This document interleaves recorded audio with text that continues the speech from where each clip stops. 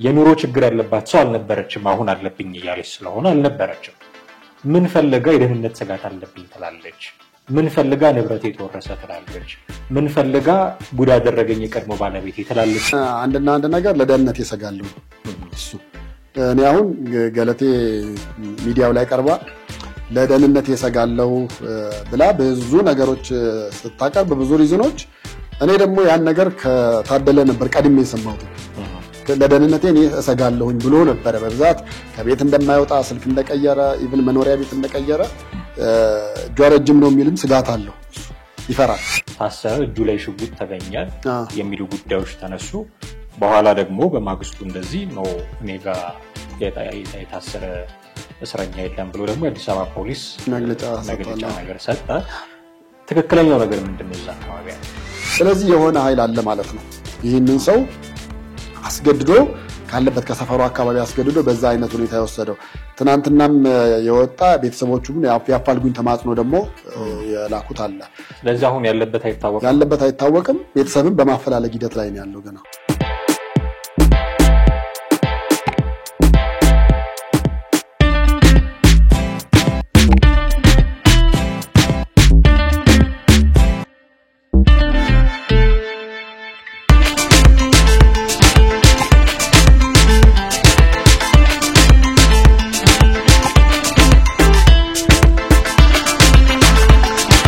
ሰላም እንዴት አላችሁ ውድ የዘኢትዮጵያ ቻናል ቤተሰቦቻችን አክብሮታዊ ሰላምታችን በሙሉ በእያላችሁበት ቦታ ሁሉ ይድረስ ብለናል ዛሬ ከጋዜጠኛ ቴዎድሮስ ካሳ ጋር ተመልሰን መጥተናል ከሰሞኑ በአትሌት ገለቴ ቡርቃና በባለቤቷ ጉዳይ ለየት ያለ ሐሳብ እንዳንጸባረቀ ይታወቃል በዚህ በእኛም ቻናል በሌሎች ቦታዎችም ተመሳሳይ ጉዳዮችን ሲያንጸባረቅ እንደነበረ ይታወቃል የእናንተም በርካታ ጥያቄዎች አሉ የጠየቃችኋቸውንና ሌሎችም ደግሞ መነሳት የሚገባቸው መጥራት የሚገባቸውን ጉዳዮች ለማነሳሳት ዳግመኛ ዛሬ ተገናኝተናል ከቴዲ ጋር የምናደርገውን ቆይታ እስከ ፕሮግራማችን ፍጻሜ ድረስ አብራችሁን በመቆየት ተከታተሉን ዘንድ በአክብሮት ጋብዘናችኋል ከኛ ጋር ሆኖ ቴዲ እንዴት ነህ ሰላም ነው የአትሌት ገለቴ ቡርቃና የባለቤቷ ጉዳይ በጣም መነጋገሪያ ሆኗል አሁን ላይ ያለው ማህበራዊ ሚዲያው ላይ በጣም መነጋገሪያ ሆኖ ጉዳይ አንድ እሱ ነው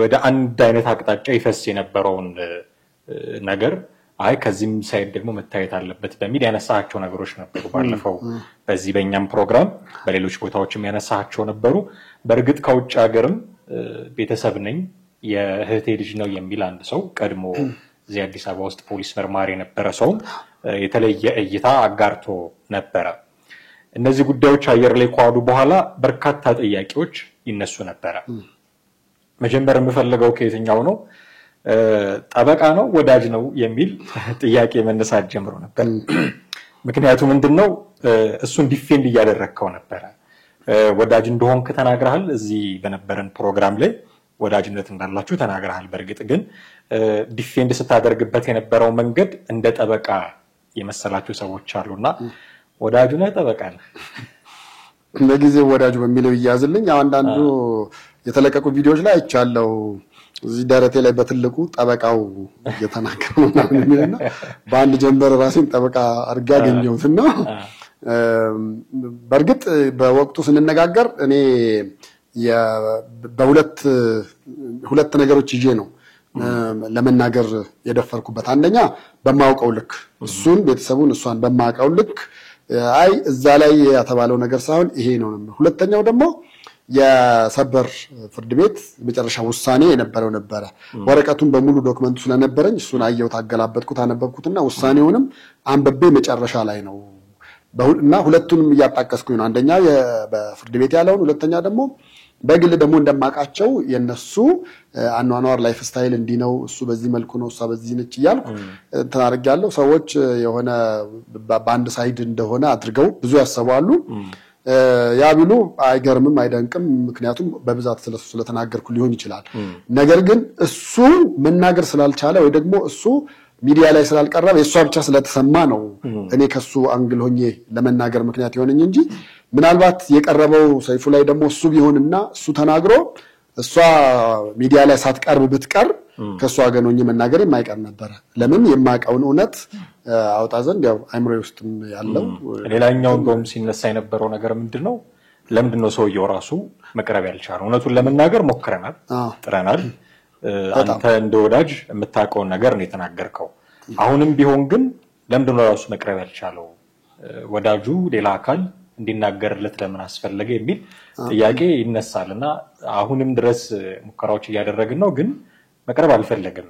ለምንድነው ያ የሆነው? የምታውቀው እንደ ወዳጅ የምታውቀው ነገር ካለ? እንደ ወዳጅ የማውቀው አንድና አንድ ነገር ለደህንነት የሰጋለሁ ነው እሱ። እኔ አሁን ገለቴ ሚዲያው ላይ ቀርባ ለደህንነት የሰጋለሁ ብላ ብዙ ነገሮች ስታቀርብ ብዙ ሪዝኖች፣ እኔ ደግሞ ያን ነገር ከታደለ ነበር ቀድሜ የሰማሁት። ለደህንነቴ እኔ እሰጋለሁኝ ብሎ ነበር በብዛት ከቤት እንደማይወጣ ስልክ እንደቀየረ ኢቭን መኖሪያ ቤት እንደቀየረ እጇ ረጅም ነው የሚልም ስጋት አለው እሱ ይፈራል። በዛ የተነሳ ነበር እኔ እሱም ቢቀርብ ራሱ እንዲቀርብ ነበር ሐሳብም ፍላጎትም የነበረው። ከዛም ባሻገር ደግሞ ሌላም አንድ ጓደኛችን አለ የኔና እሱ የጋራ ጓደኛ፣ እሱም የበለጠ ብዙ ነገሮች የሚያውቃቸው ነገሮች አሉ። እሱም እንዲቀርብ ነበር። እሱም እንደዚሁ አይ እኔም ለደህንነት ይሰጋለሁ ያለው። አሁን ባለው ወቅት እንደዚህ እንደ እሳት በተቀጣጠለና ህዝቡ ሁሉ ወደ አንድ አቅጣጫ በፈሰሰበት ሁሉ ህዝቡም ሁሉ አንድ ነገር ብቻ እያየና እያሰበ እየተናገረ ባለበት ሁኔታ እኔ መጥቼ አይ የሱም እውነታ ይሄ ነው ይሄን ስሙት ምናምን ብዬ እንዳንተ ደፍሬ እንኳን መጥቼ ብናገር በእኔ ላይ ነገ ጧት አንድ ነገር ሊከሰት ይችላል ብሎ አለ። እውነት ለመናገር ይሄን ፕሮግራም ሰኞ ነው ምናምን ከሰራን በኋላ ማክሰኞ ዕለት እንደተባለውም እሱ ላይ ያደረሰው ያው ብዙዎቹ ሶሻል ሚዲያ ላይ አይተዋል። የእርቃን ፎቶ እስከመለቀቅ ደረጃ የደረሰ ነገር ሆኗልና ታሰረ ተባለ። በኋላ የአዲስ አበባ ፖሊስ የማውቀው ነገር የለም። እዛ አካባቢ እንደውም ብዥታ አለ። መጀመሪያ አካባቢ ወደ ምሽት ነው ታሰረ፣ እጁ ላይ ሽጉጥ ተገኘ የሚሉ ጉዳዮች ተነሱ። በኋላ ደግሞ በማግስቱ እንደዚህ ነው እኔ ጋር የታሰረ እስረኛ የለም ብሎ ደግሞ የአዲስ አበባ ፖሊስ መግለጫ ነገር ሰጠ። ትክክለኛው ነገር ምንድነው? እዛ አካባቢ ያለው ትክክለኛው ነገር ያለው አዲስ አበባ ፖሊስ የህግ አካል ስለሆነ እናምነዋለን እና ሁላችንም ተያዘ ሲባል መጀመሪያ አስበን የነበረው ኦኬ በቃ ይሄ ነገር ወደ አንደኛ ወደ ሆነ አቅጣጫ ያመራ ስለሆነ ከዛ አንፃር ፖሊስ ለግለሰቡ መያዝ መቻል አለበት ብሎ ከማመን አንፃር ነው የሚል እሳቤ ውስጥ ገባን። ነገር ግን አያያዝና ሁኔታውን ስናየውና እንደዛ በእርቃኑን ሆኖ የተለቀቀውን ፎቶ ስናይ ደግሞ ህግ አካል ቢሆን ያን ነገር አያደርግም የሚል ድምዳሜ ውስጥ እንድንገባ ምክንያት ሆነ። በዛ አማካኝነት እኔ ኮማንደር ማርቆስ ጋር እስከ መደወልና እስከ ማናገር ደረጃ ደርሻለሁ። እሱ ሁሉም ክፍለ ከተማ መጀመሪያ መግለጫ ከመውጣቱ በፊት እንደውም ኮማንደር ማርቆስ ጋር ብዙ ሚዲያዎች ደውለዋል። እኔም እንደ አንድ ሚዲያ ጠይቄዋለሁ። ስለዚህ እኔ እንደውም ይሄን ነገር ከሰማሁኝ በኋላ ብዙ በአዲስ አበባ ውስጥ ያሉ የፖሊስ ማዘዣ ጣቢያዎች ጋር ሁሉም ጋር ደውያለሁ። ሁሉም ማዘዣ ጣቢያ ጋር እንደሌለ ወይም ደግሞ እዛ እንዳልመጣ ተናግረዋል። ስለዚህ የሆነ ኃይል አለ ማለት ነው። ይህንን ሰው አስገድዶ ካለበት ከሰፈሩ አካባቢ አስገድዶ በዛ አይነት ሁኔታ የወሰደው። ትናንትናም የወጣ ቤተሰቦቹም ያፋልጉኝ ተማጽኖ ደግሞ የላኩት አለ። ስለዚህ አሁን ያለበት አይታወቅም። ቤተሰብም በማፈላለግ ሂደት ላይ ነው ያለው። ገና ቤተሰብም የት እንዳለ የተለያዩ የህግ ማስከበሪያ የተባሉ ቦታዎች አጠያየቅን፣ የት እንዳለ ማወቅ አልቻልንም፣ ማግኘት አልቻልንም። ራሱን ደብቆ ሊሆን አይችልም።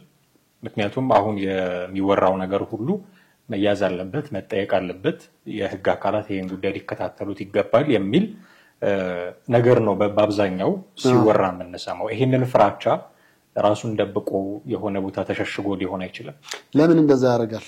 ህጋዊ በሆነ መንገድ እኮ ሄዶ ፍርድ ቤት ያለውን ነገር ጨርሷል። በህጋዊ መንገድ በህገ ወጥ ተደብቆ እየተሽሎኮለከ ያደረገ ነገር ቢሆን ልክ ነው፣ የህግ አካላት ይፈልጉታል ይባላል። ነገር ግን ይሄ ካለፉት 7 ዓመት በፊት ጀምሮ ሲንገዋለል የነበረና ፍርድ ቤት ሲመላለስ የነበረ ፖሊስ ጣቢያ ሲመላለስ የነበረ እሱ ብዙ ጊዜም የታሰረበት ታስሮ የተፈታበት በጣም ብዙ መከራ ያየበት ነገር ነው። ያንን ሁሉ ከጨረሰ በኋላ ፍርድ ቤት ያውም የመጨረሻው ሰበር ሰሚው ወስኗል በ4 ነጥብ ዘግቷል ነገር ግን ይግባኝ ይቻላል በሚል በአንድ መስመር ጨረሰው የፍትህ ሂደት ላይ ፖሊስ ምን ሊያደርግ ጣልቃ ይገባል ፖሊስ ለምንድን ነው የሚገባው አሁን እንደው የህግ አካላት ገቡ ቢባል ፖሊስ ለምንድን ነው የሚገባው ገብቶስ ምን ሊያደርገው ነው ፍርድ ቤት በወሰነው ነገር ላይ ፖሊስ ምን ኃይል አለው ፖሊስ በራሱ ኃይል እኮ ያን ነገር ቢያደርግ ፍርድ ቤት መልሶ ፖሊስን ሊከስ ይችላል መልሶም ሊጠይቅ ይችላል እና ፖሊስን ወይ ደግሞ የህግ አስከባሪ አካላትን ራሱ የሚያስጠይቅ ተግባር ስለሆነ ያደርጉታል ብዬ አላምንም እኔ በራሴ በግሌ ተያይዞ የሚነሱ ጉዳዮች አሉ እንግዲህ አሁን ብዙ ነገሮች እየተባሉ ነው እንግዲህ አንተም ያለበት ቦታ አይታወቅም ካልከኝ ያነሳቻቸው ጥያቄዎች አሉ አትሌት ገለቴ ቡርቃ እኔ ያነሳቻቸውን ጥያቄዎች አሉ እነሱን እንዴት አንተ እንደወዳጅ እንደቅርብ ሰው እንዴት እንደምትረዳቸው ተነግረኛለህ ግን አንድ ነገር ማንሳት ይፈልኩት የአሁን ታደለ ካልተሳሳትኩኝ ስሙ እሱ አለብኝ የሚለውን የደህንነት ስጋት ያከል እኔም የደህንነት ስጋት አለብኝ ብላ ተናግራለች እንደምታውቀው አሁን ያለሽበት ሁኔታ ምንድነው ስትባል በቃ ኦልሞስት አሁን ጎዳና ለማውጣት ቅርብ ላይ ነኝ አይነት ነገር ነው የተናገረችው ሌላ ሰው ቢሆን ሌላ ሰው ኢኔሴንስ ብዙ ሰው የማያውቀው ሰው ቢሆን እንደዚህ በጣም ታዋቂ ከመሆኑ የተነሳ የሚናገሯቸው ነገሮች ተጽዕኖ የማይፈጥሩ ሰው ቢሆን ልትገምት ትችላለህ ሊዋሹ ይችላሉ ትኩረት ለመሳብ ታዋቂ ለመሆን ሊዋሹ ይችላሉ ብለን እንገምታለን ገለቴ ቡርቃ የታዋቂነት ችግር ያለባት ሰው አይደለችም የኑሮ ችግር ያለባት ሰው አልነበረችም አሁን አለብኝ እያለች ስለሆነ አልነበረችም ምን ፈልጋ የደህንነት ስጋት አለብኝ ትላለች ምን ፈልጋ ንብረት የተወረሰ ትላለች ምን ፈልጋ ጉዳ አደረገኝ የቀድሞ ባለቤት ትላለች የሚል ጥያቄ ማንሳት አሁን ይገባናል ብዬ አስባለሁ ምክንያቱም የምትፈልጋቸው ነገሮች ሁሉ የተሟሉላት የራሷን የህይወት መስመር የምትኖር ሰው ነች ያንን ነው የምናውቀው ብዙዎቹ ሯጮቻችን ስሙም ዝናውም ሀብቱም እንዳላቸው እናውቃለን በእርግጥ ከዛ በኋላ የአትሌቲክስ ፌዴሬሽንም መግለጫ ሰጥቶ ሌሎች አትሌቶችም ኢቭን ወንዶችም እንዲህ አይነት ጉዳይ የደረሰባቸው ያሉ አሉ የሚል መግለጫ ሰጥቶ እንደነበር እናስታውሳለን የኔ ጥያቄ ግን ትኩረት ፈልጋ ነው እንዳንል ዝና ፈልጋ ነው እንዳንል ኦሬዲ ዝነኛ ሰው ነች ገንዘብ ፈልጋ ነው ሀብት ፈልጋ ነው እንዳንል የነበራት ነች አሁን ካልተወሰደባት በቀር ይሄንን ጥያቄ ልትጠይቃት ትችልም የሚል ሙግት ቢመጣ ምላሻችን ምንድነው የሚሆነው በነገራችን ላይ እሷ የደህንነት ስጋትን በተመለከተ ዛሬ ብቻ አልነበረም ያቀረበችው ዋልታ ቴሌቪዥን ላይም ቃለ ምልልስ ከሰጠች በኋላ በስተመጨረሻ ላይ ያለችበትን ሁኔታ ስትጠየቅ ያለችበት ሁኔታ በተለይ በትዳሯ ጥሩ ነገር እንዳልሆነና የትዳር አጋሯ እንደሚያስፈራራት ተናግራ ነበር ቀረጻው ከተከናወነ በኋላ ግን በቴሌቪዥን አልተለቀቀም መልሳ እሱ እንደውም የሰማሁት ምንድነው ካላት ክብር አንፃር ባህሏንም ስለምታከብር ለባለቤቷ ካላት ክብር አንፃር እንደው በሚዲያ እንዳይወጣ ብላ እንደገና እንዳስቀረችው ነው የሰማነው እኔ ደግሞ የሰማሁት ከዛ ተገላቢጦሽ ነው ምክንያቱም እንደዛ ከሆነ ጀስት የትዳሩን ጉዳይ እዛ ላይ ማውራት አስፈላጊ አይደለም ቢኮዝ እቺ ልጅ ያላት የትዳር ህይወት ብቻ አይደለም የኢትዮጵያ ህዝብ ሀብት ንብረት ነች ስለዚህ እንደ ኢትዮጵያ ህዝብ ሀብት ንብረትነቷና እንደ ታዋቂ አትሌትነቷ በጣም ብዙ የሜዳ ላይ ህይወቷን ልትናገራቸው ትችላለች እነሱ ከተናገረች ያን ነገር ማስተላለፍ ወንጀልም አይደለም ሌላውንም ሊያስተምር ይችላል ነገር ግን ይሄ ባልና ሚስት ውስጥ መሐከል ያለው ነገር ያሉት ሽኩቻዎች ከዛም አልፎ ደግሞ በመሳሪያ ያስፈራራኛል የሚሉትን ነገሮች ማቅረብ ጥሩ አይደለም ያን ነገር እሷስ ምን ልታረግ ሄዳ ተናገረች መጀመሪያ መናገሯ እኮ አስፈላጊ አልነበረም አይደል ያን ነገር ስለተናገረች ነው ዝግጅቱ እንዳይተላለፍ የተደረገው እንጂ እኮ ስለ አትሌቲክስ ህይወቷ ብቻ ቢወራ ያን ማስተላለፍ ለጣቢያውም የሚገደው የሚያስቸግር አይመስለኝም ዋልታ እንግዲህ አንድ የብሔራዊ ጣቢያ ብለን የምናስበው ነው በመንግስት በጀት የሚተዳደር በህዝብ በጀት የሚተዳደርና ብዙዎች የሚያዩትም የሚያምኑትም ነው ስለዚህ እዛ ላይ የግለሰቦችን የባልና የሚስትን የግል ህይወት እዛ ላይ አመጣህ ማውራት የደህንነት ስጋት አለባት ምና ማለቱ ጉዳዩ የባልና ሚስት ጉዳይ ብቻ አልነበረማ የንብረትም ጉዳይ ኦፍ ኮርስ ንብረቱን የባልና ንብረቱን ፍርድ ቤት የሚጨርሰው ነገር ነው አሁን ያንን ኢቭን እኮ አሁን ፍርድ ቤት ፍትህ አልሰጠኝም ነው አይ ቲንክ ጥያቄዋ ኮፍት ካልሰጣት ወደ ተሻለ አሁን እኮ የመጨረሻ አንድ አማራጭ አላት እሱም የፌዴሬሽን ምክር ቤት ሄዶ ያንን ነገር ማቅረብ ነው ፌዴሬሽን ምክር ቤት እኔ እነሱ ሶስቱ ከወሰኑት የተሻለ ነገር ይሰጣታል ብሎ ማሰብ ከባድ ነው የሚሆነው ያ ሊሆን አይችልም ምናልባት ልክ ደራርቱ ላይ ደርሶ አቶ መለስ እንዳሉት እንዳደረጉት አይነት ነገር መተው ጠርተውት እሱንም ልጁን ያለውን ነገር እኩል አንደኛ አድርጉት ማለት ሁለተኛ ደግሞ ይሄ አሁን ያለንበት ቴክኖሎጂ ዘመን ነው ገንዘቡ ከማን ወደ ማን ትራንዛክሽን እንደሄደ ይታወቃል የቤቶቹ ሽያጭ የተባለው የመኪናው ሽያጭ ሁሉ ወዴት እንደዞረ በእያንዳንዱ ዙሪያ ጥምጥም ያን ነገር ኢንቨስቲጌት አድርጎ ማውጣት ይቻላል ኢቭን ስልክ ከነማ ጋር እንደተለዋወጠ ጓደኞች የተባሉት ጋርም ገንዘቡ ገብቶ ከሆነ በስልክም ጭምር ሳይቀር ሄዶ አምጥቶ ተቀብሎ መንግስት ሊያደርገው ይችላል የመንግስት ጣልቃ ገብነት ነው አይ ቲንክ ፌዴሬሽኑ ክሬት ሄደች ገባች ማለትም የመንግስትን ጣልቃ ገብነትን ፈልጋለች ነው በርግጥም ጠይቃለች እሷም ጠቅላይ ሚኒስትር አብይ ናቸው ከዚህ በኋላ አንድ ነገር እንዲያደርጉልኝ ያው እንዲያደርጉልኝ የኔ ሴንስ ይጉዳዩን በትኩረት እንዳዩት የፍትህ መዛባት አለ ሶ በትኩረት እንዲያዩት በየ ነው መተረጉመው ነው እንጂ ጣልቃ ገብተው እንዲያደርጉልኝ በዚህ ደረጃ መንግስት እኔ ደግሞ ጠቅላይ ሚኒስትሩ በፍትህ ጉዳይ ከገቡ እሱ የህገ ወጥ አሰራር ነው የፍርድ ቤትን ጉዳይ ማስተዳደር ደግሞ ይሄ ታችኛው ስር ፍርድ ቤት እኮ ጀምሮ እየተንጓለለ የመጣ ነገር ነው ምናልባት የስር ፍርድ ቤት ብቻ ወስኖ እንደው በዛ ይግባኛንም ሳይቀበሉ ምንም ሳይቀበሉ ይሄ ነገር እንዲመሆን አለበት ተብሎ በደል ደርሶባት ከሆነ በርግጥ በአንድ ስር ፍርድ ቤት ባለ ነገር ብቻ መወሰኑ የህግ አግባብነት የለውም ብለን ልንል እንችላለን ይግባኝ እየጠየቀች በየስቴፑ ሄዳ የመጨረሻው ሰበር ሰሚ ነው እንግዲህ የሰበር ሰሚ ጋርም ሄዶ ውሳኔ ተወስኗል በቃ አሁን ውሳኔ በተወሰነው ነገር ላይ ምቆኛ ስንነጋገር በፍርድ ቤት ጣልቃ ገብነት አይደለም because ያን ፍርድ ቤት የወሰነው ነገር ነው አሁን እሷ ጋር ያለው ነገር እውነት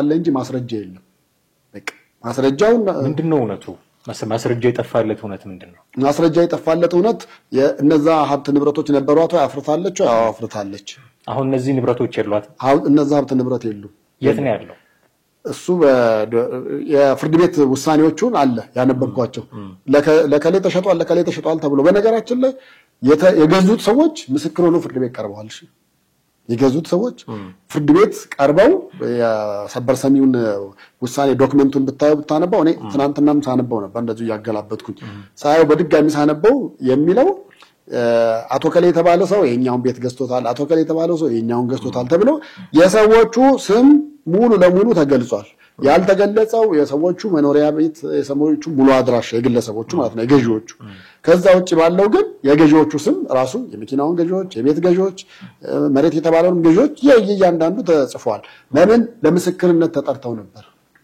ነው መስክሩ ተብለው በዚህ መንገድ ነው የገዛችሁት ይሄን ያህል ነው የገዛችሁት አዎ ይሄን ያህል ነው የገዛነው ሰነድ አቅርቡ ተብለው ፍርድ ቤት እነዛን በሙሉ አገላብጦ እንግዲህ ይሄን ያህል አመትም የፈጀው ከዛ አንፃር ይመስለኛል ያን አጣምቶን ትብሏል ስለዚህ ይሄ ንብረቱ ሀብት ንብረቷ ተሸጧል ለግለሰቦች ተከፋፍሏል እነዛን ነገሮች ግን መልሰው ማምጣት ይቻላል ምን አይነት አካሄድ አሁን እውነት አላት ማስረጃ የላትም ሲባል ማስረጃ የላትም ማለት የራሷ ተዘርፍ ያለው ነው ያለችው ስለመዘረፏ ግን ማስረጃ ማቅረብ አልቻለችም እውነት ግን ካላት ተዘርፈለሽ ማለት ነው እውነታው ሀብት ንብረቱ የሷ መሆኑ ብቻ ነው ወይ ደግሞ ለፍታ ሮጣ ያመጣችው መሆኑ ነው እውነታው እሱ ነው የኢትዮጵያ ህዝብ ሙሉ ያውቀዋል በላቧ ያመጣችው ለፍታ ያገኘችው 11 ቤትም ይሁን 5 መኪና የራሷ ነው ይሄ እውነት ነው አዎ መዘረፏ እውነት አይደለም መዘረፏ እውነት ነው ብዬ አላምንም ምክንያቱም ተዘርፍ ያለው ስትል እኮ በምን አይነት መንገድ ነው የተዘረፍከው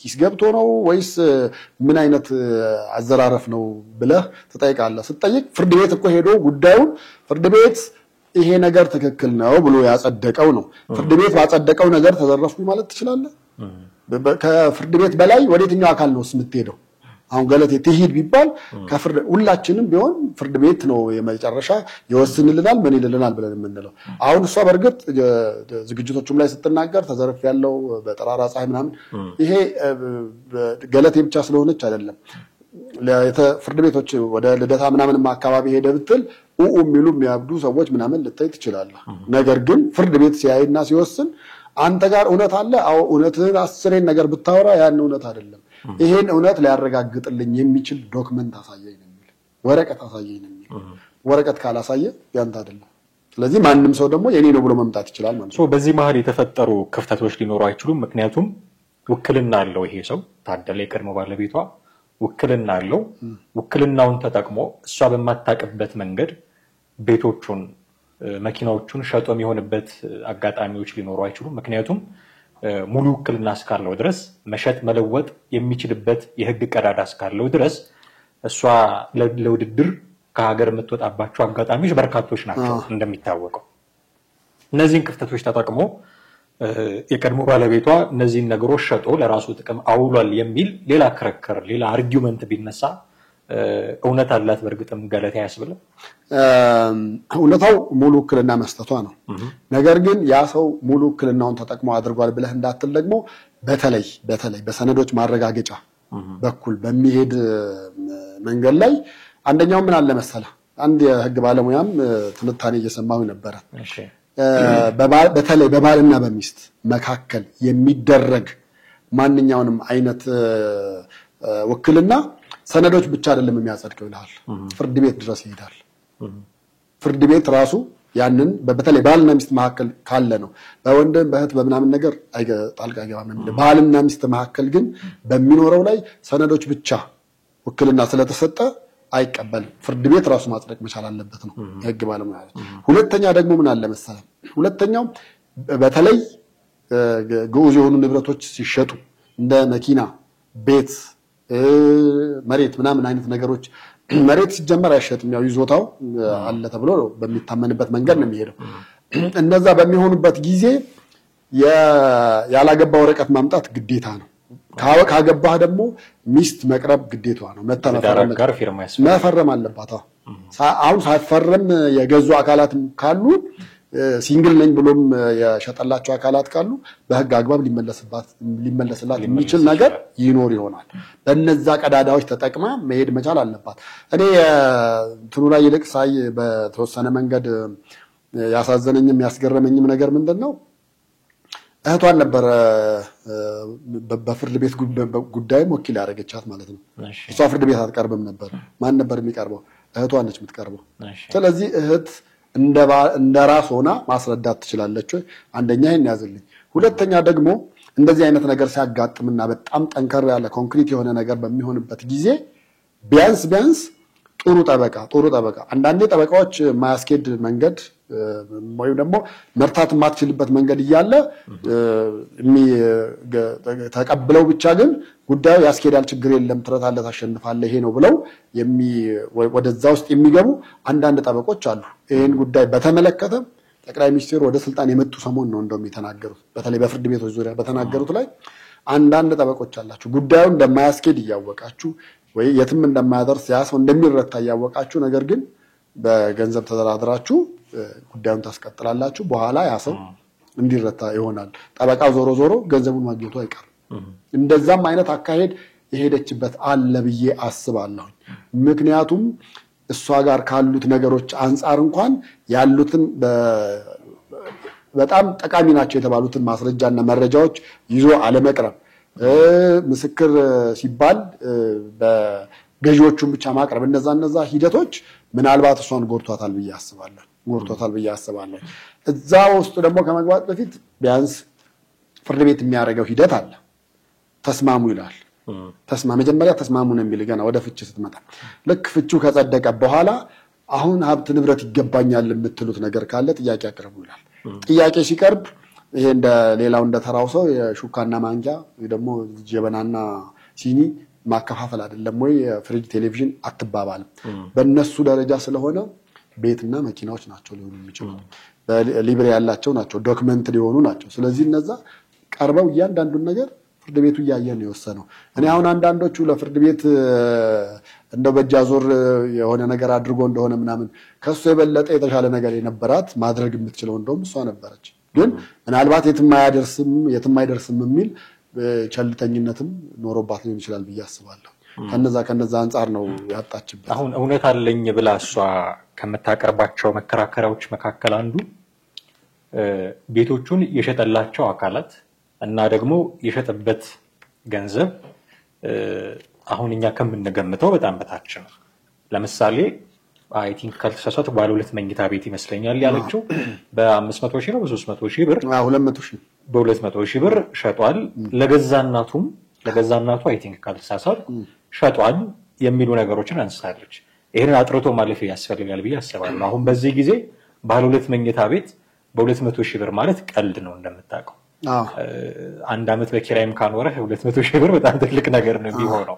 ስለዚህ በሚሊዮን የሚቆጠር ገንዘብ የሚወጣበትን ቤት በ200 ሺህ ብር ሪል ይሸጣል ወይ እና ለገዛ ለእናቱስ ነው ወይ የሸጠው?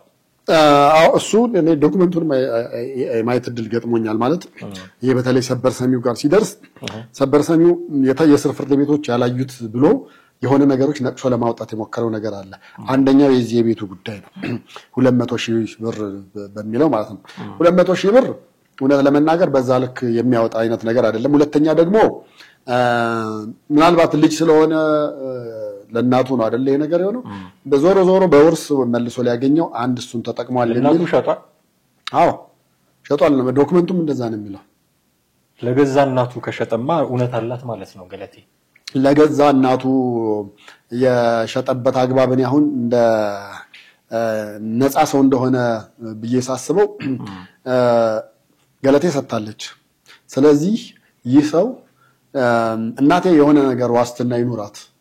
ለምሳሌ በሷ ከሆነ ነገ ጧት ስንጣላ ይሄን ማምጣ ያንን መልስ ምን ተባብለን ዕቃ ስንመላለስ ይሄ እናቴ ጎዳና ላይ ልትወድቅ ትችላለች ወይ ደግሞ ቤት አልባ ልትሆን ትችላለች ከሚል እሳቤ ተነስቶ ያደረገው ነው ብዬ ነው የማስበው። አንደኛ።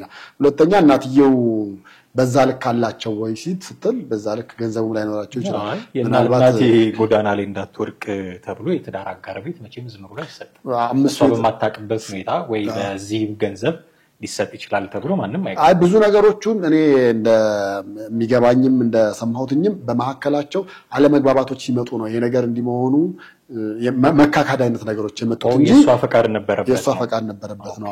በኋላ ግን ልክ ጸብ ሲመጣ ምን ሲመጣና በተለይ ወደ ሚዲያው የመጣ የተጋነነ ሲመጣ መካካድ አይነት ነገር መጣ። ምክንያቱም አንዳንድ ሰው እኮ ፖሊስ ጣቢያ ያመነውን ፍርድ ቤት ሄዶ ሊክድ የሚችልበት አግባብ አለ። በጣም ብዙ እያየን ያለ ነው። ስለዚህ እነዚህ ለመጋባትና የመካካድ ነገሮች በኋላ ወደ ፍርድ ቤት ጋር ሲመጡ ነው የሄዱት እንጂ በአብዛኛው እሷ አውቃው እሷ ወስናው የሄደ ነገር ነው። በኋላ ግን ልክ ጸቡ ሲመጣ ይሄኛውን እንዴት እንደዚህ ሆነ አይደለም እንደዚህ አማካሪ የሚመጣና ይሄኛውን እኮ እንደዚህ ዋጋ ያወጣም በቃ እሱን የሚያዝልኝ በሚል አይነት አካሄድ ነው የተሄደው። እሱ ብቻ ሳይሆን የአንደኛውን የፒካፕ መኪናዋንም ነገር እዛ ፍርድ ቤት ዶክመንቱ ላይ አብሮ የተያያዘ አለ። ፒካፕ መኪናዋ ራሱ ዋጋዋ አይደለም ከተሸጠችበት የወረደ ነው የሚለው። ሌላ ግን ለምሳሌ አሁን በስምምነት ሆኖ እሷም ልታነሳ ያልፈለገችው ሁለቱን መኪና ሸጠን የተሻለ መኪና እንግዛ የሚለው ተነጋግረው ያደረጉት ነገር አለ። አሁን እሱ ተነጋግረው ያደረጉት ላይ የእሷ ፍላጎት ወይ ደግሞ የእሷ እውቅና እንደሌለው አይነት አድርጋም አቅርበዋለች። እነዛን እንግዲህ ፍርድ ቤት እንዳልኩ እሱ ነው እውነታው እሷ የምታውቀው ነው የተሸጠበት መንገድ ነው። ነገር ግን ዶክመንት ላይ ስትመጣ ደግሞ የተሸጠበትን ነገርና እሱ ህግን ተከትሎ ማያያዝ ያለበትን ዶክመንት አያይዞ ነው ያቀረበው። ስለዚህ እንጂ አንድ ሰው እንዴት ነው ከሜዳ ተነስቶ ባለሀብት ባለንብረት ምናምን የሆነውን ሰውዬ በአንድ ጀንበር ትክክል ነህ ተብሎ ወደዚህኛው ሊመጣ የሚችለው? አንድ እሱ ነው። ሁለተኛ ሌሎች ሰዎች ጋር ደግሞ የሰማሁት ኮሜንት ምናልባት እሱ የለውም ምንም ባልነበረው ጊዜ ነው እሷ ያገኘችው። እሱ በዛ ነው ላዳ ነበረዋል። እሷ ደግሞ በላዳ ያመላልሳት ነበር ትሬኒንግም ስትሄድ። እሷ ደግሞ እግረኛ ነበረች ይዛኔ እግረኛ ነበረች ላዳም አልነበራትም ማለት ነው። ስለዚህ አሁን ላዳና እግረኛ መሆኑ ብቻ ሳይሆን ከዛ ከተገናኙበት ጊዜ ጀምሮ እስካሁን ያለው እስከተለያዩበት ጊዜ ድረስ ከአመታት በፊት ነው የተለያዩት። እስከተለያዩበት ጊዜ ድረስ ያለውን ጊዜ ብንቆጥር ላዳ እየሰራ አሁን እነዚህ ተሸጡ ተለወጡ የተባሉትን ንብረቶች ሊያፈራ አይችልም። እሷ ግን ያንዴ ምንም እግረኛ ብትሆን ሯጭ ስለነበረች በሩጫው ምክንያት የመጡ ገንዘቦች ስላሉ ያንን ማድረግ ትችላለች አድርጓለች። ስለዚህ ያኔ እሱ ባለላዳ ከሷ የተሻለ ነበረ አሁን ከዛ የተሻለ ነገር ሊኖረው ይችላል ብሎ አርጊውመንት ማምጣት እሷ ከምታገኘው ፖቴንሻሊ ከነበራት ሯጭ ስለሆነች ከነበራት ገቢ የማግኘት አቅም አንፃር ልናወዳድረው እንችላለን። እኔ ግን በሁለቱ ህይወት ውስጥ እስከማውቀው ድረስ ገለቴ ሮጣ አሸነፈች ሮጣ መጣች ሊባል ይችላል። ነገር ግን ከጀርባዋ ሌሎችም አሉ እና አሰልጣኝ ምናምን ብለህ የምትላቸውን ጭምር ማለት ነው።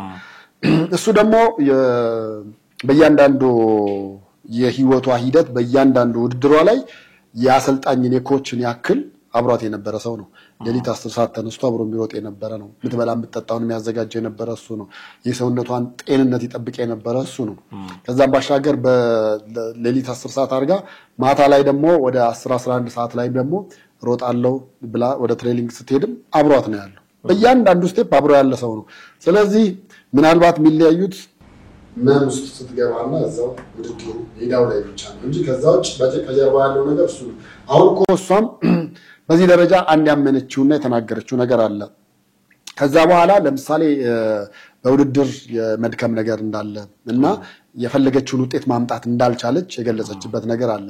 ያ ምንድነው? አንደኛ የትዳር ህይወቷ ጋር የተፈጠረው ችግር አእምሮዋ ጋር ያመጣው ተጽዕኖ ይኖራል። ሁለተኛ በፊት በዛ ልክ ይንከባከባት የነበረ በዛ ልክ አብሯት ይሰራ የነበረ በዛ ልክ ውጣውረዶቹን በሙሉ ከጎኗ ሆኖ ይሰራ የነበረ ሰው ባንድ ጀንበር ስታጣው ምንድነው ሊሆን የሚችለው? አእምሮ ውስጧ የነበሩትን ብዙ ኮንፊደንሶች ይወስድባታል። ከዛ አንፃር ውጤቷን ቀንሶታልና የሷ ብቻ ተደርጎ መታሰቡ አግባብነት የለውም ብዬ ነው ማሰብ። ያን ሮጣ ያመጣችውን አሁን ሰው ፍለፊት የሚሮጣውን ብቻ ነው ያየ ሊያመሰግን ምን ሊል ምናምን የሚችለው። ኳስ ጫወታ ላይ እኮ 11ዱም ውጤት አላቸው አይደል እንዴ? ነገር ግን ጎል ያገባው ብቻ ነው ሲጨበጨብለት የምታየው። አትሌቲክስ ውስጥም በዛው ልክ በርግጥ የግል ችሎታ በጣም ቀዳሚነት ቦታ የሚሰጠው ቢሆንም ነገር ግን የስነ ልቦና የሆኑትን ነገሮችና የአእምሮህን ሴታፕ በሙሉ የሚሰሩት ከጀርባ ባሉ ሰዎች ብቻ ነው። እነሱን ሳትይዝ እዛ መሮጫው ላይ ገብታ ማሸነፍ አትችልም። እሷም ሌሎች ይሄ በተግባር በብዙዎች የሚያየነው ነው እና እንደ እኩል መታየት መቻል አለበት ብዬማምነው ከዛ አንፃር ነው እንጂ ከምንም ነገር በመነሳት አይደለም። አንድ ነገር ላይ ሪፍሌክት እንድታደርግ ፈለኩኝ። መግቢያችን ላይ አንስተናል። አንድ ሰው ከውጭ ሀገር የቀድሞ ፖሊስ መርማሪ የነበረ ሰው የእህቴ ልጅ ነው ብሎ የሰጠው ይሄም አይነት እይታ አለ ብሎ የራሱን እይታ ያጋራበት ቪዲዮና አሁን አንተ የምትላቸው ነገሮች ኦልሞስት ተመሳሳይ ናቸው። ልጁ አውቆ እንደዚህ ያደረገው ነገር የለም። የህግ መንገዱን ተከትሎ ነው ያደረገው። እንደውም ያኛው ሰው እየደጎምነው ነው የምንኖረው። ያን ያህል ዘርፎ ወስዶ ያከማቸው ሀብት የለም። እኔም እህቴም እየደጎምነው ነው የምንኖረው የሚል ንግግር ሲናገር ነበር። አሁን ሁለታችሁ የተናገራችኋቸውን ነገሮች እሱ የስጋ ዘመድ ስለሆነ አንተ ስለምታውቀው ወዳጅ ስለሆንክ እየተከላከላችሁለት እንዳለ ነው ብዙ ሰው ያሰበ ያለው። አሁን አንተ ብቻ ሆነህ ቢሆን ኖሮ ኦኬ የሚያውቀው ነገር አለ ቴዲ ያገላበጣቸው ዶክመንቶች ስላሉ እሱን ነው እየመሰከረ ያለው ሊባል ይችል ይሆናል። አሁን ሌላ አይነት ታሪክ የሚናገሩት ሁለት ሰዎች ሁለቱም ደግሞ ከታደለ ጋር አንዱ በስጋ ዝምድና አንዱ በወዳጅነት የሚገናኙ ሆኑ። እነዚህ ሰዎች ዲፌንድ እያደረጉለት ነው እንጂ በእርግጥም እነዚህን ጥፋቶች ሰርቷል የሚል አርጊውመንት ይነሳል። ለዚህ ምላሽ ምንድን ነው?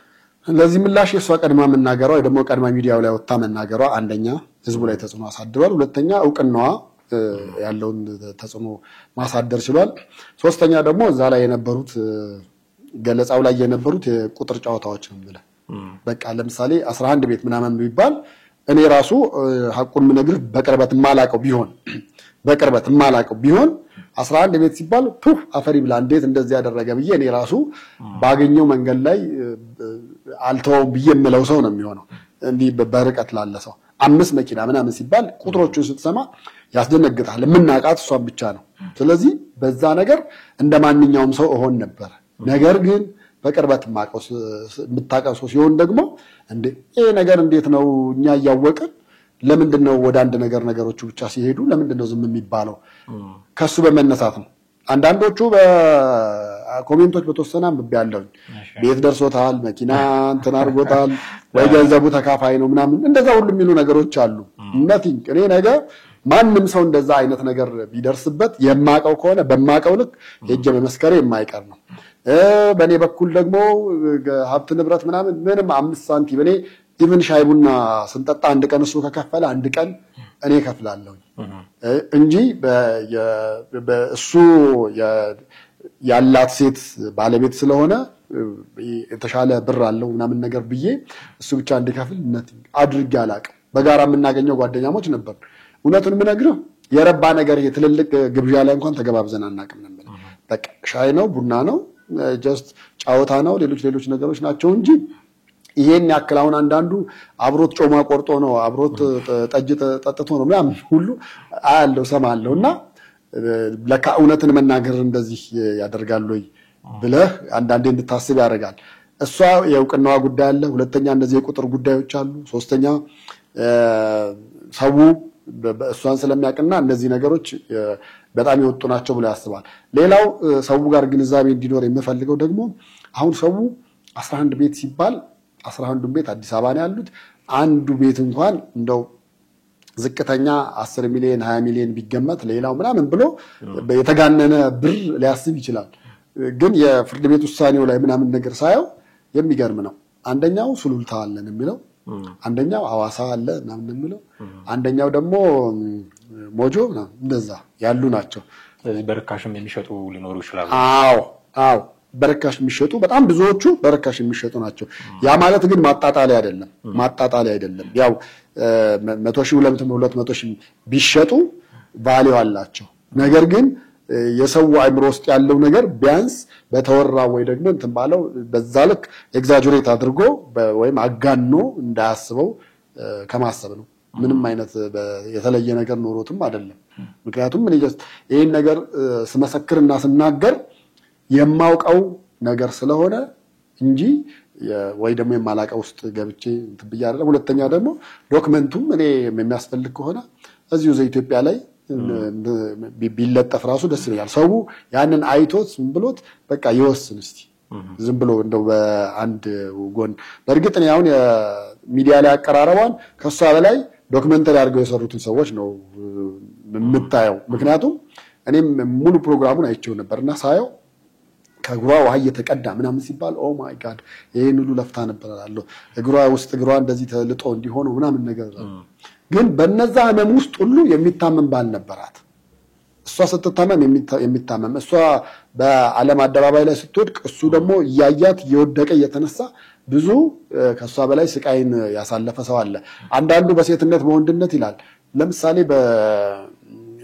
ይሄ ተፈጥሮ ጉዳይ ነው ማርገዝ የምትችለው ሴት ነች አይደል ሴት ስታረግዝ ባል የሷን ያክል አይታመምም ብለን እናስባለን እንዴ እንደዛ ማለት ግን ካንሰው አይቀር ሌላ በጣም የምናከብራት ጀግናው አትሌታችን መሰረት ደፋር ከደረሰባት የገንዘብ ማጣት በላይ የሚያመኝ ልጅ አለመውለዷ ነው የሚል ነገር ተናግራለች እዛ የፌዴሬሽኑ መግለጫ ላይ እዚህ መሃል እኛም ማናቀው አንተ እንደወዳጅ የምታቀው ነገር ይኖራል አሁን እሱ ከሌላ ትዳር 2 ልጆች እንዳሉት ባለፈው ነግረናል እሷ ልጅ የላትም የምንድነው ምክንያቱ አሁን ልጅ አለመውለዷ ለዚህ አሁን ለምናወራው የንብረት ጉዳይ የምን ጉዳይ እንደማስተዛዘኛ ሆኖ ሊቀርብ የሚችል ነገር ነው ወይ በርግጥ መሲ ሁላችንም የምናከብራት የምንወዳት ትልቅ አትሌት ነች እና እንደ ሴት ደግሞ አንደኛ አትሌት ነች ሁለተኛ ሴት ነች ስለዚህ ሴት አትሌቶቻችን ምን አይነት ችግር ፌስ እንደሚያደርጉ ታውቃለች ያ ተሰምቷት ሊሆን ይችላል የተናገረችው በዛ ልክና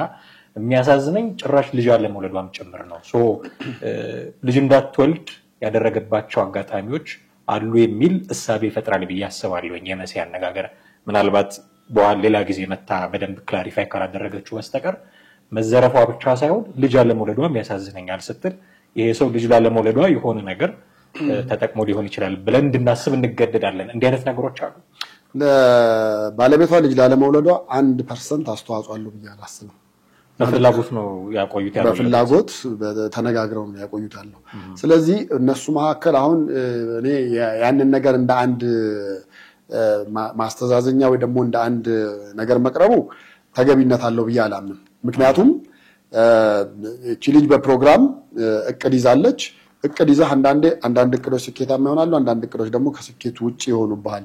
ስለዚህ የእነሱ ትዳር እኮ ደግሞ አሁን እንደ አዲስ እንደተጠመደ ፈንጂ ሆኖ ፈነዳ እንጂ ከዛሬ 7 ዓመት በፊት የነበረ ነው።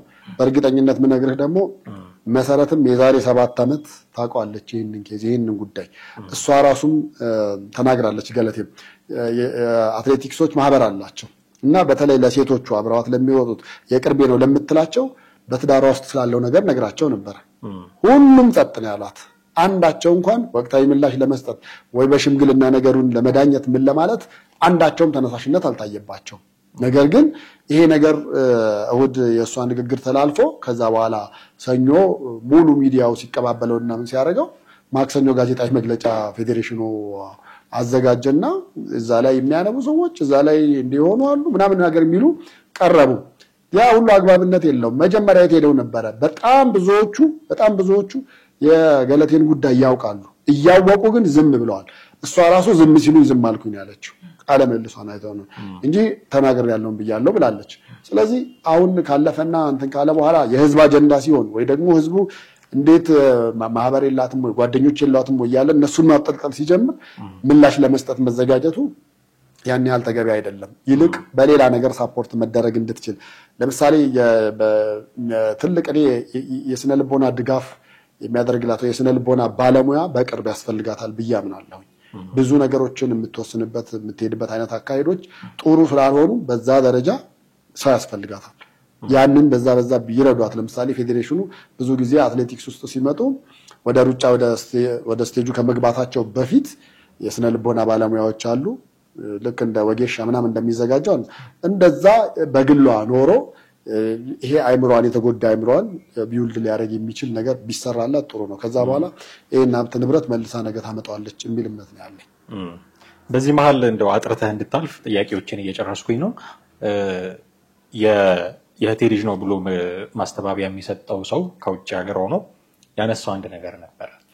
እንኳን ለገለቴ ቡርቃ የደህንነት ስጋት ሊሆን ይቅርና እሱ መኪናው በጥይት ተበሳስቶበት እንደዚህ ብሎ አንድ መረጃ እንተናልና ሰውም ይሄ ጉዳይ እንዴት ነው ብሎ ትንሽ ኪውሪየስ ሆኖ እዛ ላይ ትኩረት ሰጥቶ ይነጋገር ነበር። ስለዚህ ጉዳይ ምንድነው የምትለን? በእርግጥስ እንዲህ አይነት አደጋ ገጥሞት ነበር?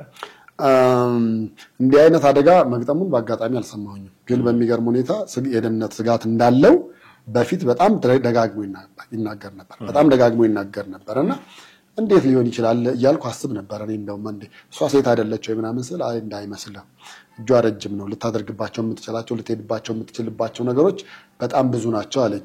ያንን እንትን ወይ ይገርማል ብዬ በውስጤ ይዤው ሳለ ነው እሷ ተነስታ በደህንነት ስጋት ምክንያት ውድድሮቹንም መቀጠል አልቻልኩኝም እናቴ በቃ ብላ ስትለኝ አቆምኩኝ አለች። ከዛ በኋላ ግን በማግስቱ ነው በስንተኛው ቀን የታየው የተለቀቀው ነገር ምንድነው? በተግባር ያ ነው የታየው። ስለዚህ እውነት ለመናገር የደህንነት ስጋት ነበረበት ወይ? አዎ ነበረበት። ይናገር ነበር። በጥይት ተበሳሳ ስለተባለው መኪና ግን የምታውቀው ነገር ስለሱ እንደ ወዳጅ ቴዲ ይህን ሁሉ የፍርድ ቤት ጉዳይ የመኪና የቤቶች ጉዳይ ያወቀ ይሄን እንዴት አያውቅም? እውነት ለመናገር ከደህንነት ስጋቱ በኋላ ስልኮቹን ቀያይሯል። አብዛኛው ብዙ ስልኮቹ እዛ እኔ እንደውም ሰውዬ ምን እያደረገ ነው ምን እየሆነ ነው ኧረ ግድ የላችሁም ቢያንስ የሆነ ነገር እናድርግ ብዬ የጋራ ጓደኞቻችን ባሉት እነሱ ጋር ራሱ ሳይቀር ደውላለሁ።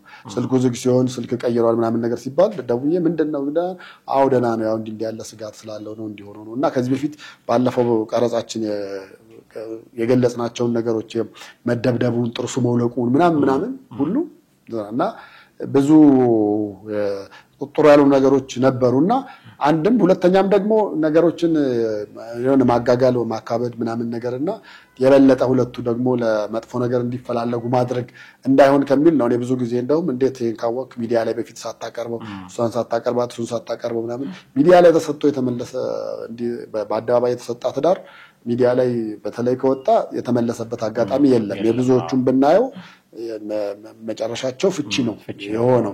ከፍቺውም አልፎ እሱ ሚዲያ ላይ እንዲህ ብሎሻል አንቺ ደግሞ የመልስምት አንቺ የመልስምት አንተ የመልስምት እየተባባለ ሁለቱ ዙሪያ ያሉ ሰዎች በዛ ነገር ልክ ነው እየሄዱ ያሉት። አሁን እሑድ ለዛ ነገር ምላሽ ሊሰጥ ይቀርባል ተብሎ ነበረ። ግን በመሃል በዚህ መንገድ እንግዲህ ከሽፏልና ሰው ደግሞ የበለጠ እሱን ሲሰማው አንድም እኮ ጥያቄ የተነሳው ምላሽ እንደሚሰጥ ቀጠሮ ሰጥቷል ይጠበቃል ሲባል ምላሽ ላለመስጠት ነው የጠፋው አይነት ነገሮችም ከዛ ይልቅ መጀመሪያ ለምንድን ነው ሁለቱም ያልቀረቡት? ሁለቱም ማቅረብ አይሻልም ነበር? እኔ እኮ አሁን እንደ ሚዲያ ባለሙያ ቅሬታዎች አሉኝ ብሎ የሚመጣ ሰው ካለ አይደለም መጀመሪያ እሷን ባገኘበት ስልክ እሱንም አግኝቶ መልሶ እኮ እሷም ትቀርባለች አንተም ትቀርባለህ ትናገራላችሁ። በቃ ክፍል 1 የፈለገው ይሁን ወይ እሱ ይቅደም፣ ከዛ ክፍል 2 እሷ ትናገር። እንደዛ አድርገህ ግን በአንድ ቀን 30 ደቂቃ ይዘን ማስተናገድ የምትችልበት ነገር ነበረ። ነገር ግን የዛ ፕሮግራም ፎርማት ምንድነው? መጀመሪያ አንዱን ያስጮኸዋል፣ ይነሳል፣ ይዞራል። ከዛ በኋላ ተመልከት የነ ዳግማዊ ፀሐይ መጀመሪያ እሷ ስትቀርብ እኮ አፈር ብላ ምናምን ነገር ነው ያለው። አይነ አፈር አለ። እሱ ደግሞ መጥቶ ደግሞ ሲናገር በጣም ይገርማል። የሴት ነበር ሲል በቃ እና ሌሎችም በዛ ፕሮግራም ላይ የቀረቡ ለምሳሌ እቺ ኩላሊት ተወስዶብኛል ምናምን የነሱንም ታሪክ ተመልከት። እንደዛ አይነት ነገር ነው። እንደገና ህፃን ልጅ የደፈረ ፍትህ ለምናምን ተብሎ እንትን አለ። ልጁ ሰውየው ታስሯል ተባለ። የሰውየው ሚስት ደግሞ መጣችና ከዛ የህክምና ውጤት ሲባል ነገሩ ዳይቨርት አደረገ። እንደገና ደግሞ ሁለት አስወልዷት ምናምን ነገር ጠፋ ተብሎ ምናምን ተባለ። ከዛ በኋላ ተብሎ የህክምና ውጤት ሲታይ ጭራሽ ልጆቹ ያንተ አይደለም ምናምን። ስለዚህ ይሄ አሁን እነሱ ላይ እኔ ዶክመንታሪ ሰራባቸው ቢዝነስ ተሰራባቸው ብዬ ነው የማስበው። ከዛ በኋላ ደግሞ ብዙ ሰው አየ በጉጉት ሳምንቱን ሙሉ እየተብሰከሰከ ይጠብቃል። እንደው የትሆነው ይናገር ይሆን ነው። እውነት ለመናገር አሁን ዘመዱና እኔ ባንናገር ደግሞ በሱ በኩል ማንም ሳይናገር ሰው እንደዛተ እንደረገመው ምን እንዳለ ይቆያል። ከዛ በኋላ ምናልባት እሱ መጥቶ ደግሞ ሲናገር ቱይቻ ፈርት ብላ የሚል ኦዲየንስ ይኖራል ማለት ነውና በዛ ባይሆን ሚዛናዊነት ለመሆን ቢሞከር ጥሩ ነው ብዬ አስባለሁ። ጥሩ አንድ የመጨረሻ ጥያቄ ልጠይቅህ። እሺ መጨረሻ ያልክ ነው። ብዙ የመጨረሻ ቅድም ስናወራ ከቤቱም ሽያጭ ከመኪናው ያው እሱም ወስዶ ነው እንደዚህ የሚያወራው ዲፌንድ የሚያደርገው የሚል ብዙ አስተያየቶች ስላሉ ነበር ያነሳውልህና የደረሰኝ ነገር የለም ብላል። እኔ አምናለሁ በቅርብም ስለምንነጣው ችግር የለም አምናለሁ። ማንንም ቼክ ሊያደርግ ይችላል። አምናለሁ ችግር የለውም። ባምንሻል ይቀለኛል። እሱ ቢሆን ግን ብዙ ሰው እንደሚገምተው ነገር ብዬ የማስበው መኪኖቹም ይሸጡ መሬቶቹም ይሸጡ እንደ ባልና ሚስት የተሸጠባቸውን ገንዘብ እኩል የሚካፈሉ ከሆነ ኦኬ ባለትዳር ስለሆኑ አብረው ያፈሩት ንብረት ነው በሚለው እኩል የሚካፈሉ ከሆነ የ11 ቤት ሽያጭ ገንዘብና የ4 መኪና ሽያጭ ገንዘብ አሁን ገለቴ ቡርቃን ለጎዳና እንድትበቃ ሊያደርግ ይችላል ወይ? ገንዘቡ ሊኖራት እኮ ይችል ነበር። እቺ ሰው ሐቋ ባይወሰድባት ኖሮ እቺ ሰው የቤቱንም የመኪናውንም ሽያጭ ሪሊ በሚገባት ልክ አግኝታ ቢሆን ኖሮ ነገ ከነጎዳ ጎዳና ወድቃለሁ የሚል እሳቤ ውስጥ ልትገባ ትችልም ነበር። ስለዚህ እንድትነግረኝ የምፈልገው በርግጥ ሻይ ስንጠጣ ከእንትን ከማለታችን ውጪ ሌላ ነገር የለም ብለኸኛል። ሰውየው ሪሊ እንደዛ ነው ወይ የሚኖር? አሁን ያኛውም ሰውዬ እኔ ነኝ የምደጉመው እኔና እህቴ ነን የምንደጉመው እያለ ነው። ብሩ የት ሄዱ ነው? እሱ ተደጓሚ ገለቴ ቡርቃ ጎዳናው ወጪ ብሩ መሀል ላይ እየተተነነ እየተጠፋ አሁን ቅድም ያነሳህልኝ ምክንያቶች አሉ። በርካሽ የሚሸጡ ቤቶች ነበሩ ከአዲስ አበባ ከተማ ውጪ ሆነ አግባብ ባይሆንም የሷ ፈቃደኝነት ነበረበት ብትለኝም ለእናትየው የተሸጠው በ200,000 ብር ብቻ የተሸጠ ምናልባት በሚሊዮኖች የሚያወጣ ቤት በ200,000 የተሸጠም ነበረ። የፈለገ ግን ዋጋዎቹ ቢቀንስ 4 መኪናና 11 ቤት ማለት ቀላል ነገር አይደለም። እንደምታውቀው በጣም ብዙ ገንዘብ ነው። እኩል እንኳን ባይሆን እሱ የተሻለ ፐርሰንት 70-30 60-40 እንኳን ቢካፈሉ ነገ ከነገ ወዲያ እቺ ልጅ ጎዳና የሚያስወጣት ገንዘብ አይደለም የሚሆነው የሚቀረው። አንድ እሱ ሰውየውም ደግሞ ትዳር መስርቶ 2 ልጆች ወልዶ እየኖረ ያለው ሰውየም ደግሞ ገና ከውጪ ከቤተሰቦቹ ድጎማ የሚጠብቅ ነው። የት ነው የተነነው ገንዘቡ? እናንተም ካልተካፈላችሁት ይልቅ አንድ ከዛ ከሰነዱ መሃል ሳነብ አንድ ይሄን አንግል ለምንድን ነው ያላየ ነው ፍርድ ቤት በዚህ መንገድ ጠቅሶት ምናምን ብዬ የገረመኝም ነገር ልንገር። ይሄን ካነሳው ዘንዳ ለምሳሌ አንዳንድ ውድድሮች ላይ ልትወዳደር ስትሄድ ይላል የገንዘብ እጥረት ይገጥም ነበር እና አንዳንዴ ብሮቹን ሰብስበን ዶላር የምንገዛበት ጊዜ ሁሉ ነበር። ዶላር ለመግዛት የተጠቀሙበት ሁሉ ነበር ማለት ነው።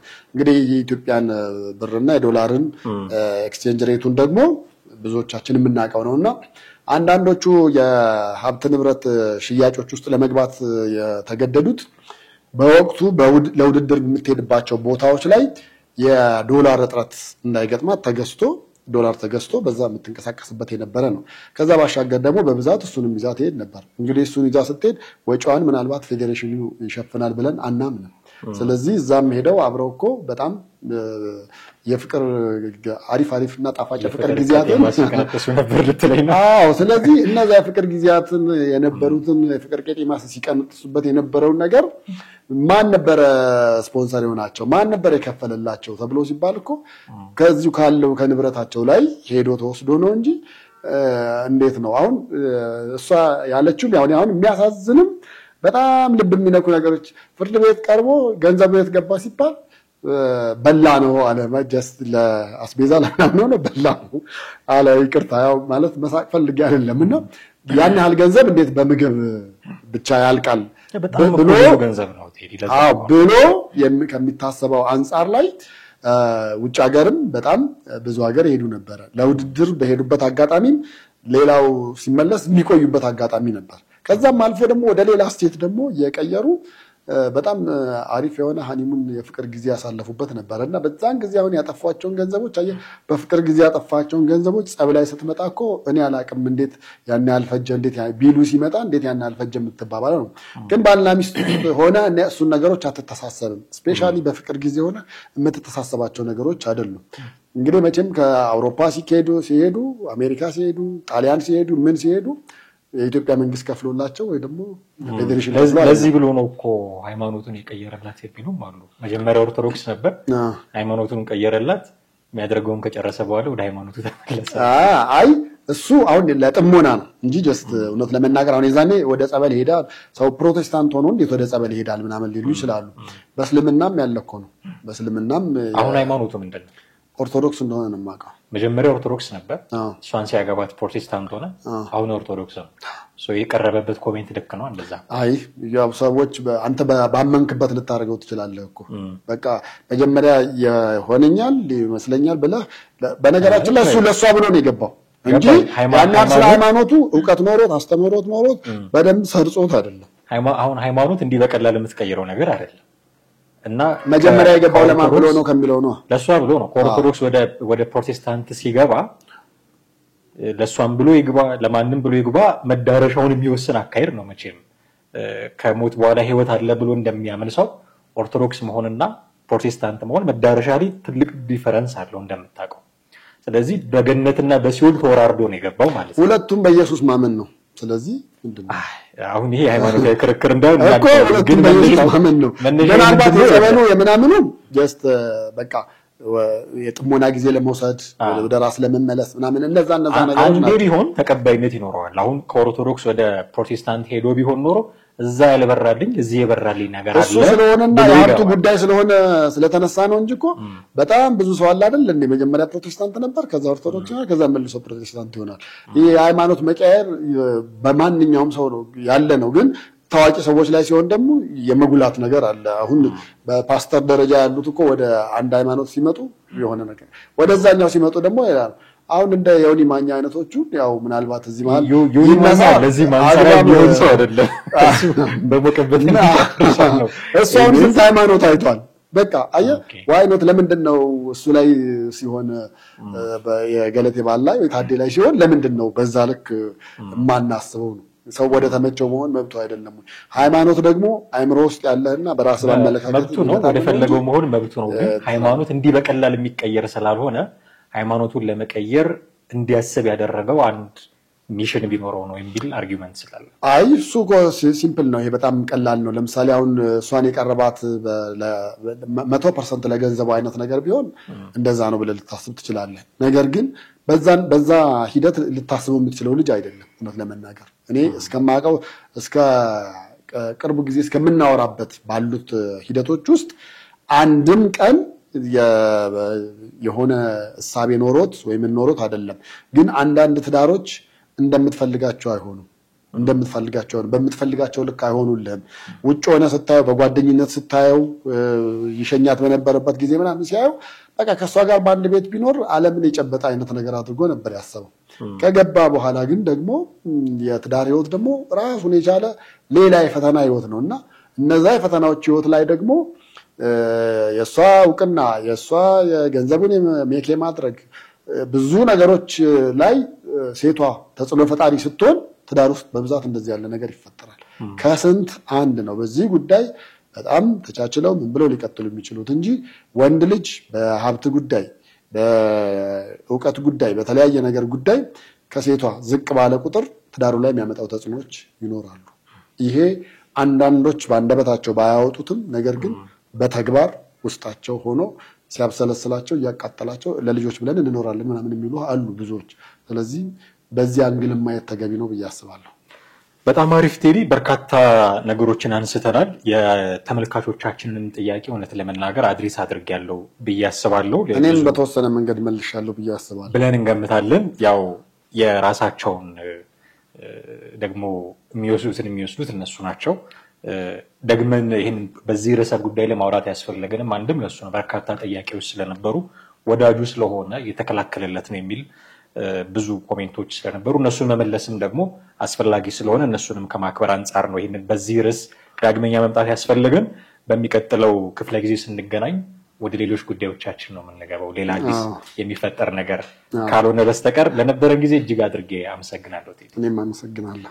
ውድ ተመልካቾቻችን እናንተም ከኛ ጋር የነበራችሁ ቆይታ እጅግ አድርገን እናመሰግናለን። የዛሬው ቆይታችን ይህን ይመስል ነበረ። ከቴዲ ጋር ጥሩ ቆይታ አደረግን። በርካታ ጥያቄዎቻችሁ ተመልሰውላችኋል ብዬ ተስፋ አድርጋለሁ። በሚቀጥለው ጊዜ በሌላ ርዕሰ ጉዳይ እኔም ቴዲም ደግመን እናገኛችኋለን። እስከዚያው ግን ጤና ይስጥልን።